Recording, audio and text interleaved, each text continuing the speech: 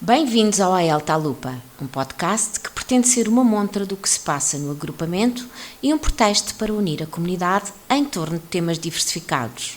Em cada episódio quinzenal, uma das professoras anfitriãs com as alunas monitoras da sala LED vão dinamizar 15 minutos de conversa numa ponte com a comunidade. Siga-nos nas plataformas habituais. Estamos prontos? Sim. Não sei. Vocês estão? Ok, então 1, 2.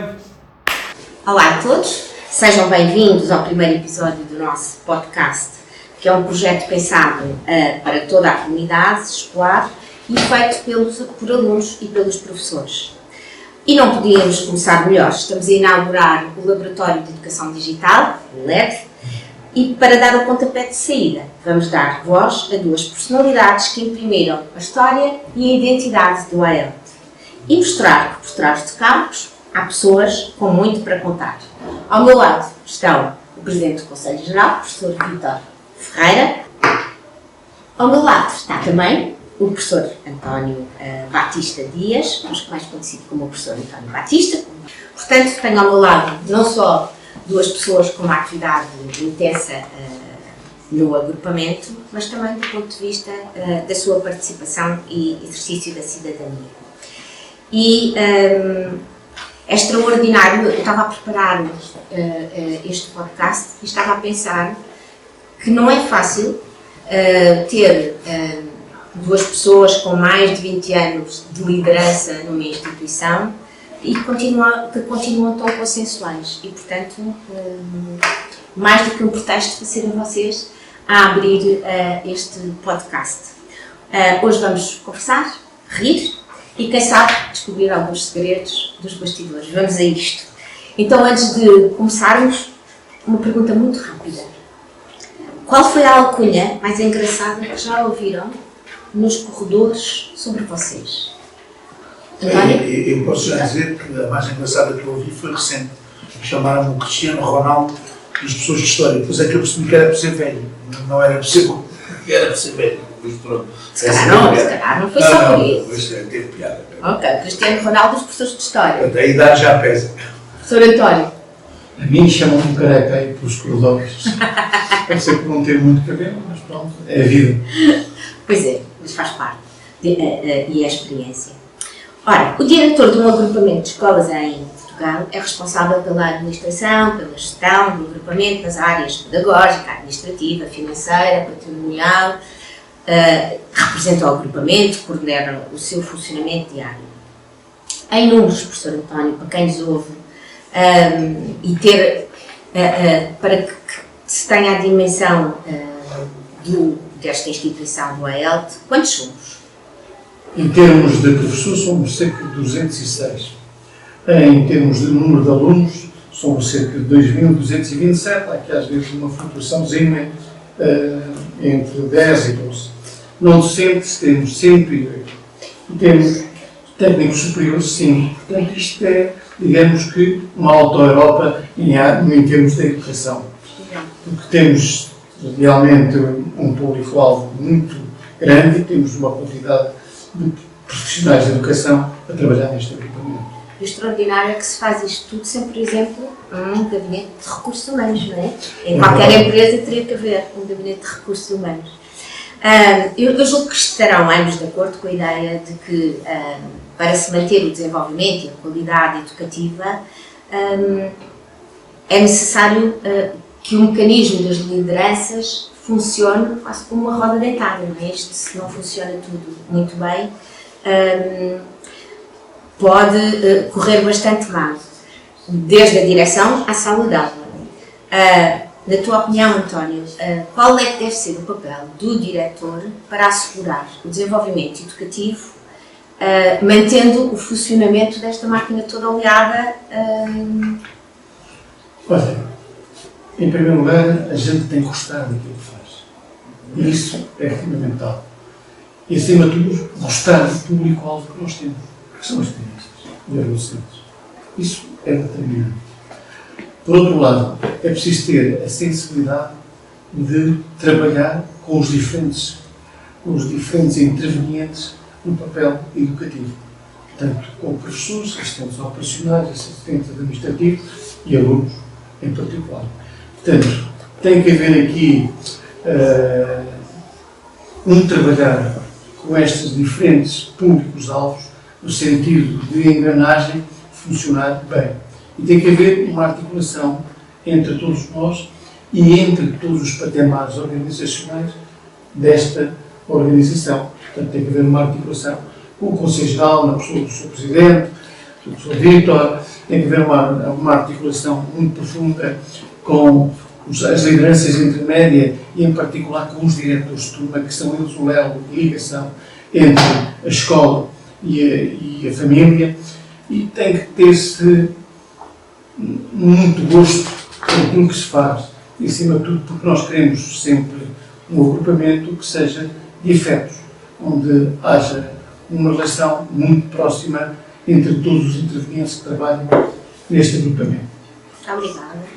Vítor, o Presidente do Conselho Geral é aquela figura que dirige, coordena os trabalhos do Conselho Geral, garante o cumprimento das linhas estratégicas do AELT, neste caso, aprova documentos fundamentais e assegura a participação da comunidade educativa.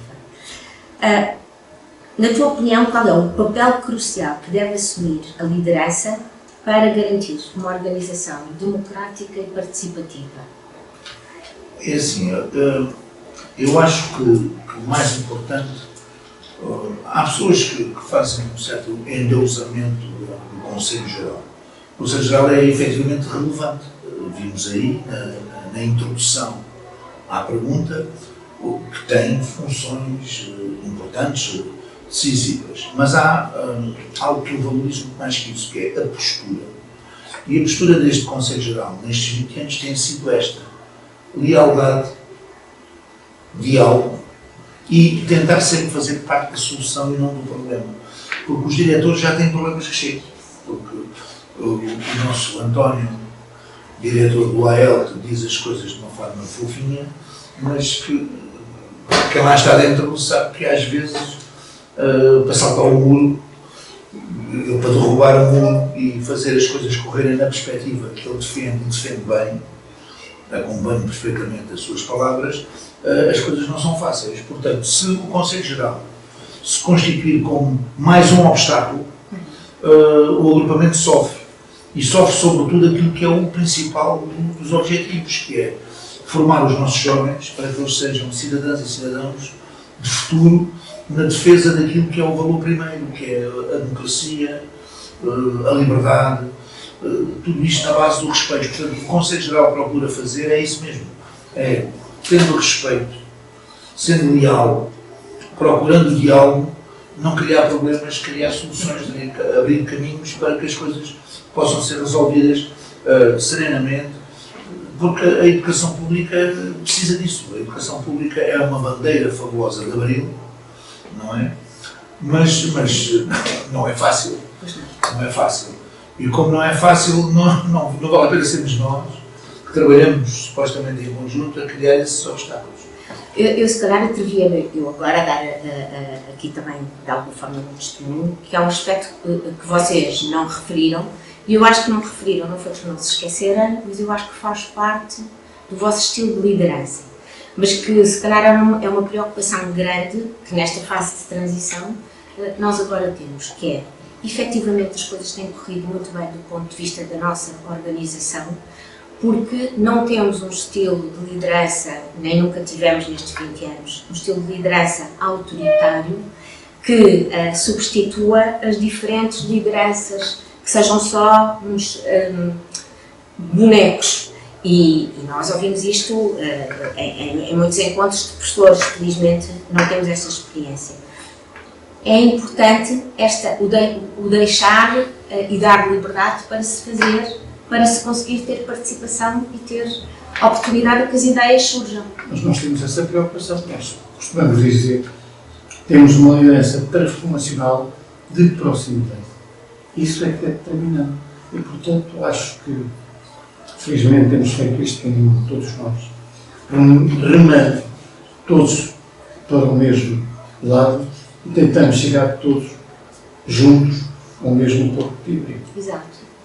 liderar incentivando, não condicionando. Sim, e procurando, sempre o Conselho Geral tem na sua composição as autarquias também, tem os representantes dos pais e encarregados de educação, tem algumas instituições da sociedade civil, como a Caritas, a ES e a LATI, e a verdade é que estamos ali todos para, no que pudermos ajudar a resolver problemas.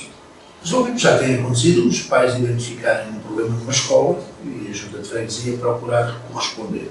Já tem acontecido o diretor identificar um problema e a Junta de Freguesia procurar corresponder. Pronto, umas vezes é mais rápido, às vezes é mais lento, claro. Mas a verdade é que a perspectiva com que todos estamos ali, não é? E com que todos estamos aqui, é o que eu disse e é o que o António afirma. É para resolver problemas e fazer as coisas andar para a frente.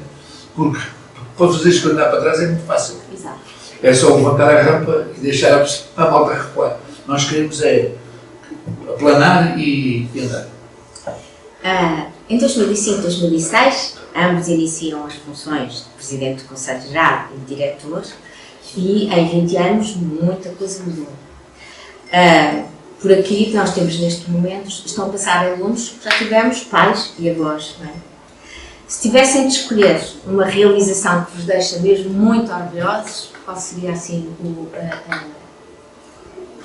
o acontecimento, o projeto? Reconstruir esta escola básica em Santão.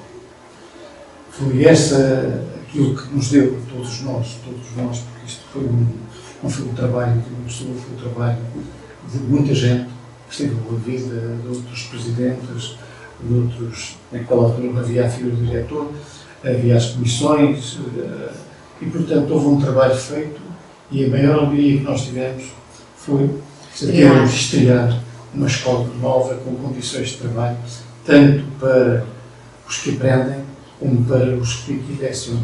Portanto, foi uma das grandes, maiores alegrias. Melhorou bastante a qualidade de vida dos alunos e o que podemos oferecer aos alunos. Não, essa é uma grande bandeira, não é?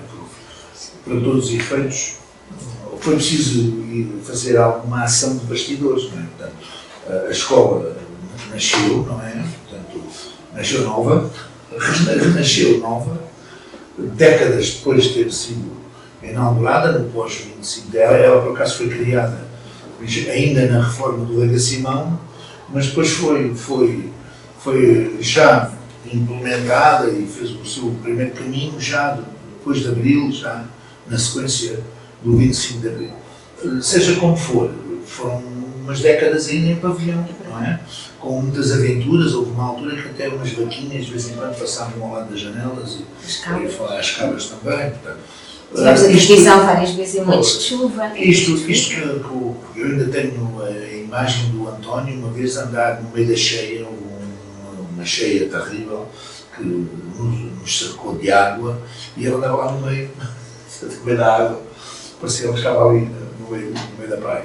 Pronto, mas seja como for, isto é muito importante, porque não se construiu a escola que temos hoje, em termos físicos, estamos a falar das instalações, por acaso.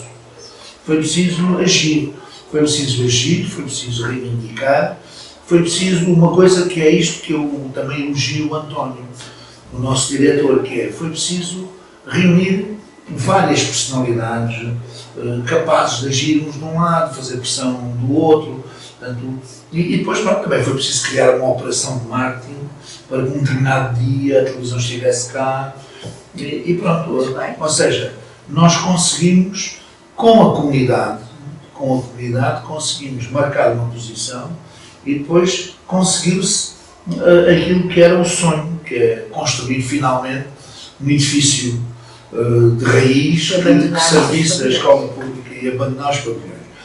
Isso é algo em que o António teve um papel determinante. E insisto, uma vez mais, o diálogo. Não se chegou aqui só por ser malandro, não é? E saber trabalhar nos bastidores. Chegou-se aqui porque se foi capaz de dialogar. Eu lembro-me dele ter também de dialogar com a ministra de então. Portanto, ele conseguiu chegar ao diálogo com a ministra de então. E uma articulação também grande com os pais.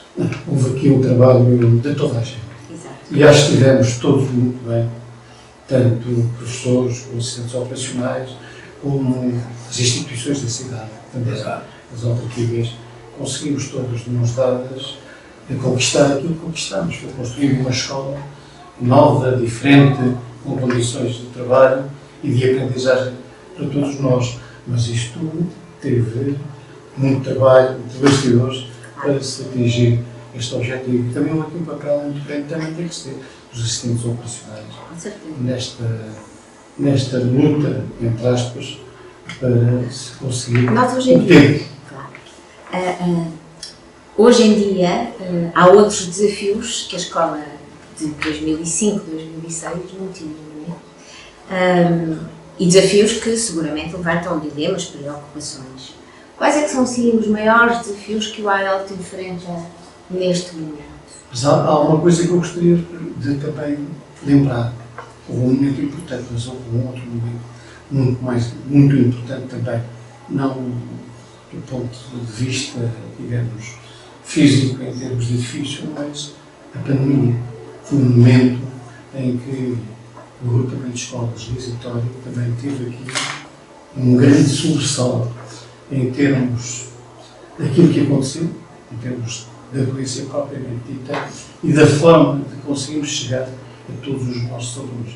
Eu acho que foi um desafio para todos nós, em particular para os professores, este conseguir chegar a todos os alunos, não deixando ninguém para trás. E aqui deu-se aquilo que chama um sobressalto tecnológico, porque foi através das novas tecnologias que nós conseguimos chegar a todos os nossos alunos. E muitos dos nossos professores que trabalharam aqui, tiveram de fazer o PIN para transmitir conhecimentos e ter os alunos atentos àquilo que estavam a proporcionar, quer no ponto de vista social, quer no ponto de vista da aprendizagem. Isso foi um enorme desafio e que trouxe aquela janela de oportunidades que foi o digital.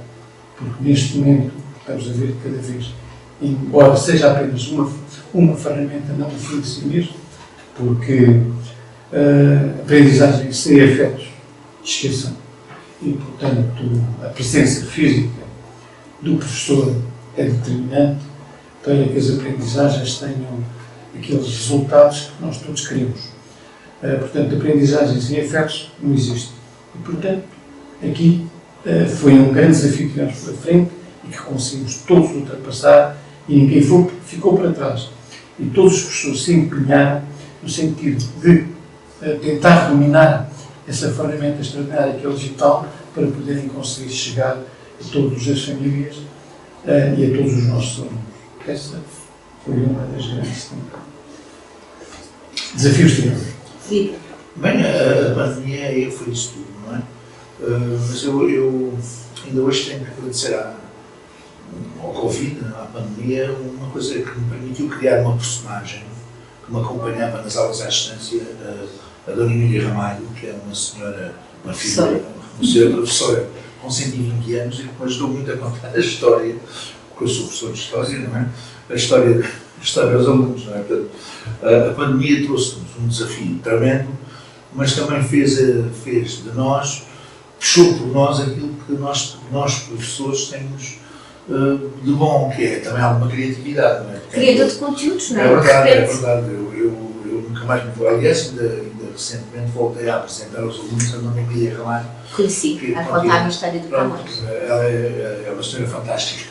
Mas pronto, a pandemia, deixando agora de brincadeiras, a pandemia foi isso tudo. Mas neste momento eu sinto um outro problema. E por acaso até é bom falar disso, porque em breve teremos um novo Conselho Geral para o quadriênio 2025-2029, já não serei eu que lá estarei, independentemente de ser como Presidente ou como Conselheiro, mas há aqui um desafio que eu acho que é o grande desafio da escola pública. Eu ouço os ministros falarem da digitalização, da inclusão, têm razão, mas neste momento eu acho que um dos maiores problemas é o maior fluxo que há hoje entre as famílias e a escola pública. Nós sentimos isso há tempos no Conselho Geral. Nós temos 5 lugares, para que os pais e encarregados de educação possam representar essa parte importante do processo educativo, parte importante da escola pública, da comunidade educativa da escola pública. E durante algum tempo só tínhamos duas presenças. Foi preciso agirmos, foi preciso também aí pedirmos a colaboração, uma vez mais, do diretor para chamarmos de novo 5 representantes dos pais encarregados de educação. E eles chegaram e eu estou muito satisfeito, porque estes são ativos, são críticos, são construtivos. E isto é algo que me está a entusiasmar, mas que lanço aqui como uma grande questão, até para as figuras que dirigem a educação a nível nacional. Continuemos a falar de inclusão, continuemos a falar de digitalização, mas façamos de novo um caminho importante, que é aproximar as famílias da escola. Juntemos os pais das discussões. Exatamente, nós precisamos. A formação dos mais jovens é um trabalho de todos, de toda a comunidade educativa, não é só dos professores, nem é só dos pais. Portanto, não estamos uns contra os outros. Ou fazemos como aqui o Sr. Presidente do Conselho Geral faz com o Sr. Diretor, que é lealdade, diálogo, e juntos fazemos um caminho para o futuro, construímos um caminho para o futuro. Nós precisamos neste momento fazer isto também com as famílias. Então, se calhar lançava assim um desafio, pensando ou querendo acreditar que a comunidade nos vai ouvir, e portanto pais e encarregados de educação nos vão ouvir, que conselho é que vocês davam para chegarem até a este nível de participação? O que é que os pais podem fazer? Bom, os pais têm uma vida dura, não é? As exigências profissionais também são complicadas. Chegam a casa ao fim de um dia de trabalho, não estão propriamente folgados. Mas é importante eles estarem disponíveis para conversar com a escola. Eu até diria que, se calhar, habitualmente o diretor de turma reúne com os pais. Não sei se não devíamos criar uma dinâmica em que é o conselho de turma que reúne com os pais, até para podermos conversar, não é? Uns pais pensam do professor de matemática uma coisa, os outros pensam, mas se estivermos ali olhos nos olhos e se estivermos com esta perspectiva de que, falando é que a gente se entende, eu acho que todos construímos uma resposta melhor. Existe do representante dos pais poder participar. Sim, é verdade, mas eu sinto neste momento que nós precisamos de todos para conseguir o melhor para todos. Pronto, isto é um lema antigo, não é? Já deu resultado em muitos momentos difíceis da história da humanidade. E agora, não querendo também dramatizar excessivamente, acho que a escola pública está a precisar também deste elemento. O Conselho Geral, porque tem lá a representação dos pais encarregados de educação, pode ser um motor, pode funcionar aqui como um motor para esta aproximação. E eu digo, eu não estou a falar de sermos sempre fofinhos, não é? Às vezes vamos ter que ser críticos. Pronto, mas a verdade é que a democracia é isso mesmo, de vez em quando não estamos de acordo. Então, mas se conversarmos na perspectiva de que estamos a conversar para construir um caminho para a solução, eu penso que isso é o ideal. Pronto, é uma bandeira. Pronto. Eu acho que é importante e determinante que os pais venham à escola e participem das atividades na escola. Isso tem sido também um lema do Governo de Escolas Luís António, no sentido de apelar à participação dos pais encarregados de educação e de outras forças vivas da sociedade setubalense, no sentido de participarem nas nossas atividades. Não só muitas devem vir cá por razões menos boas. Acho que a escola tem que estar sempre aberta. Isto não é uma arena, não é um confronto entre pais e professores, pelo contrário, é um espaço de diálogo entre pais e professores, porque temos todos o mesmo objetivo, é formar cidadãos competentes e cidadãos que enfrentem o dia-a-dia e que tenham atitudes cívicas e sociais grandes. É o que nós esperamos de todos os nossos alunos, é que no futuro, que são homens e mulheres da manhã, correspondam às expectativas que os pais e os professores criaram à volta deles. Porque estamos aqui por eles e para eles, não é para outra coisa. Há sempre coisas que ficam para fazer, António. Se tivesses mais um ano, qual era a prioridade? A minha prioridade é fazer da escola inclusiva, escola inclusiva, porque a legislação tem um determinado fim, no entanto, não está a conseguir levar à prática aquilo que todos nós pretendemos, é que a escola pública seja, de facto, inclusiva.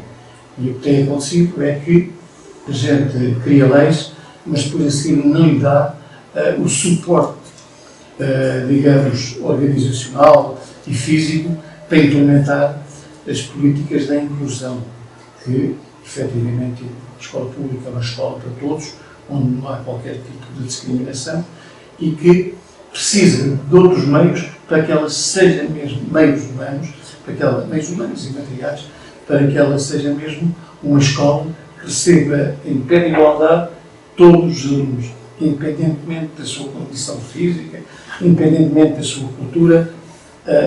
Estamos abertos e, portanto, precisamos de mais meios, de recursos, para que tenhamos, de facto, não de papel, uma escola inclusiva. Até porque acabámos de falar nos pais e para muitos de pais de alunos que têm uma dificuldade acrescida, há respostas que a escola tem que ter, mas precisa de recursos, não é? Até pela dependência de alguns dos alunos. E, portanto, precisávamos de um tempo mais alargado, com condições, recursos físicos, entre outras coisas. Professor Vítor, algo disso, por favor. Na linha do que o António está a dizer, nós já vamos tendo um psicólogo, não é? Um psicólogo. Temos um psicólogo e Um psicólogo e mãe. Pronto, já vamos tendo alguns recursos especializados para trabalhar com determinado tipo de dificuldades e de handicaps, mas eu acho que quando se construiu os agrupamentos, procurando que a resposta fosse também mais eficaz, tendo em conta a população, né, o que temos, né, a comunidade educativa, a dimensão da própria comunidade educativa, eu acho que as escolas deviam ter equipes multidisciplinares. Não basta só um psicólogo ou um psicólogo e meio, não sei quantos professores, já se justificava, se calhar ter alguém ligado ao trabalho da assistência social, ter outro tipo de técnicos, estamos a falar da terapia da fala e por aí fora. Portanto, a inclusão e a resposta da escola pública precisa de ser reforçada. E já agora dizer uma coisa, nós temos estado, e vou falar como professor, em luta, não é? Por causa da nossa carreira, mas nós estivemos sozinhos nessa luta, tivemos também acompanhados pelos assistentes operacionais, por outro pessoal técnico, o pessoal não docente. Eu acho que esse é outro aspecto que, e estou a falar agora para todos, não estou a falar só para os políticos, estou a falar para todos. Os assistentes operacionais, por exemplo, são importantíssimos na resposta, no acompanhamento dos alunos. Às vezes os professores são muito importantes e eu fico satisfeito quando me dão essa importância. Mas a escola pública, para ter uma resposta de jeito, verdadeira, correspondendo àquilo que são as expectativas, também precisa que outros profissionais se sintam motivados, se sintam devidamente tratados. E eu sinto neste momento que os professores conseguiram alguma coisa, mas o pessoal não docente ainda está longe de conseguir alguma coisa. Isso também é uma chamada de atenção para todos. Quando os profissionais não estão contentes, não se sentem bem, não se sentem recompensados, depois acontece uma coisa, depois não vêm. Vão-se embora, os que podem ir embora. E os que podiam vir, não vêm. Há falta de professores, há falta de pessoal não docente. Está na hora de a gente apostar naqueles que podem ajudar a construir um Portugal melhor. E esta polarização é fundamental, tanto mais que quando pensamos, por exemplo, nas questões relacionadas com os cuidados pessoais, com a autonomia, com a independência, estes são os adultos de primeira linha, não é? Exatamente. A nossa conversa já vai, assim, bem longa, mas eu gostava muito de vos deixar um desafio que era: António, se pudesses deixar um manual de instruções para o próximo diretor ou diretora, qual seria o primeiro conselho? Gostar do público que temos, que são as crianças e os adolescentes. É preciso ter gosto pela profissão que está ao cargo que vai exercer. E tem que pensar que terá sempre aqui um papel, que é saber gerir conflitos. E gerir os conflitos de forma a atingir os objetivos, que é de tornar a escola um local onde toda a gente seja feliz. Eu acompanho perfeitamente isto que o António acaba de dizer. Na perspectiva do Conselho Geral, vou insistir naqueles dois valores. Não é? Há quem chame de palavras, eu chamo de valores. Lealdade e diálogo. Aliás, esse ficou o nome do sugerido do nosso episódio. Muito obrigada por terem estado connosco hoje. Eu imagino que também sentem muito orgulho por ter do lado A da realização estes alunos, que não estão a aparecer ainda. Hoje esteve convosco a Maria Forreta como anfitriã e este episódio marca o início de um novo ciclo com este podcast e com as monitoras do Laboratório de Educação Digital. Fiquem atentos aos próximos porque há muito a ELTE para vos contar. E vou só dizer que elas são melhores, mais eficazes nestas tecnologias do que eu. Já estão à frente. Já estão à frente. Muito obrigada. E o nosso obrigado às nossas monitoras aqui, alunas, que estão a fazer um trabalho de facto meritório, até porque foram elas que organizaram este espaço. E foram elas as claro. responsáveis com o professor Joaquim para organizar este espaço. Têm feito um trabalho incrível e